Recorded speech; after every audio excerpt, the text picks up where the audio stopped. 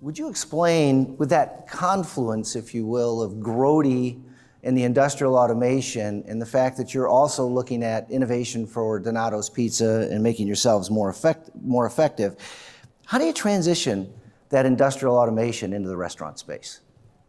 Well, first of all, automation and pizza are kind of in our family blood. So my dad started making pizzas at 13. He bought his first pizza shop at 19. His Donato's, it's Donato's Pizza, and Donato's puts on 100 pieces of pepperoni. So we have a unique problem. It takes forever to put that pepperoni on. And he was putting it on himself. That's a lot of meat. Thousands, a lot of meat. Thousands and thousands of pizzas, right? And back in the day, he used to even slice it with a paring knife. So it was pretty bad, right? So he came up with, in the early 1970s, he developed a machine that would actually slice and drop all the pepperoni onto the pizza. And so he went off and started doing that for a while Donato's kept growing. And he used to bring that in the pizza shop, and the guys would just give him the hardest time. They're like, what the hell are you doing? And the thing would break, and and it was this big monstrosity. Well, he lucked out because the frozen pizza business was starting to scale at that time and grow, and some folks found out about it, and they asked him to start making them, and he said, of course I can make it.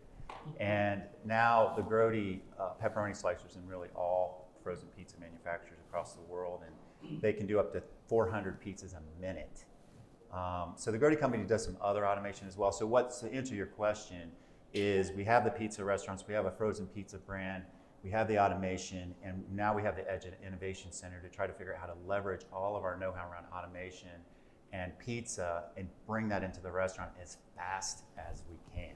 So there you go. And my dad is just an innovator, and he's mad all the time that we're not moving fast enough. So that's why I'm the catalyst. He put me in charge of making things happen faster. And basically I have to answer to him, and I'm just like, okay, I'm doing the best I can, but I got to kind of get people moving and inspired.